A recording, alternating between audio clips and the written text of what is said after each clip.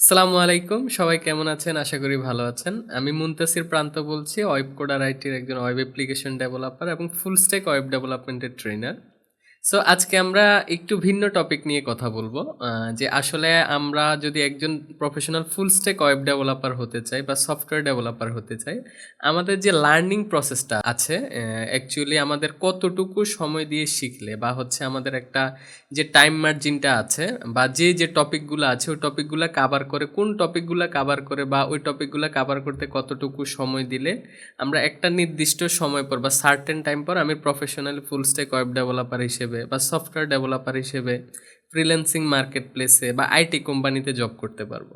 ঠিক আছে, তো আমরা যখন কোর্স করাই বা কোর্সে ভর্তি হওয়ার আগে অনেকে আমাদের কোশ্চেন করে যে আপনারা অনেকে জানেন আমাদের যে কোর্সের ডিউরেশনটা আছে এটা হচ্ছে অফিসিয়ালি 4 মাস, তো সব মিলিয়ে মার্কেট প্লেসেও শেষ করতে আমরা 4.5 মাস থেকে 5 মাস সময় নিই। তো অনেকেই কোশ্চেন করে এই টাইমটা কি আসলে সুইটেবল একজন হচ্ছে ডেভেলপার হওয়ার জন্য। তো এটা নিয়ে একটু কথা বলবো। যেমন আমরা যখন একটা মার্কেট প্লেসে কাজ শুরু করি, প্রথমেই কিন্তু আপনি একজন সিনিয়র ডেভেলপার হিসেবে বা একদম এক্সপার্ট লেভেলের ডেভেলপার হিসেবে কিন্তু নিজেকে হচ্ছে মার্কেট প্লেসে হচ্ছে প্রেজেন্ট করতে পারবেন না। তো আপনাকে প্রথমে কি করতে হবে, মিনিমাম একটা লেভেল হচ্ছে গ্যাদার করে বা মিনিমাম একটা স্কিল গ্যাদার করে মার্কেট প্লেসে কাজ শুরু করা বা কোনো একটা লোকাল আইটি কোম্পানিতে as a junior software developer বা ওয়েব ডেভেলপার হিসেবে কাজ শুরু করা। দেন ডে বাই ডে আপনি যখন কাজগুলো করবেন, নতুন নতুন টেকনোলজির সাথে পরিচিত হবেন, আরও এক্সপিরিয়েন্স হবেন, আরও এক্সপার্ট হবেন। তো এখন আমরা অনেকে বলে যে ভাইয়া হচ্ছে ওয়েব ডেভেলপার হতে হলে দক্ষভাবে বা ফুললি স্কিল হতে হলে 6 বছর 7 বছর সময় লাগে।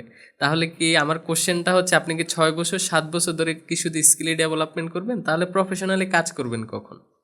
সো এই জন্য আমাদের সাজেশন বা আমার স্পেশালি আমার সাজেশন থাকে, আমরা একটু যদি প্রপার সিলেবাস মেনটেন করে যদি কিছু হচ্ছে সিলেক্টেড টপিক চুজ করে ওইগুলা যদি হচ্ছে ডে বাই ডে কাভার করি, তাহলে আমাদের সার্টেন টাইম পরে মিনিমাম হচ্ছে আমি যেটা টাইম ফ্রেম দিই মিনিমাম 5 মাস সময় দিয়ে আপনি রিয়ারেঞ্জড ওয়েতে যদি একটা কোর্স মডিউল কভার করেন, তাহলে ইনশাল্লাহ এরপরে আপনি হচ্ছে মার্কেট প্লেসে কাজ করার জন্য একদম উপযুক্ত ডেভেলপার হিসেবে প্রস্তুত হতে পারেন।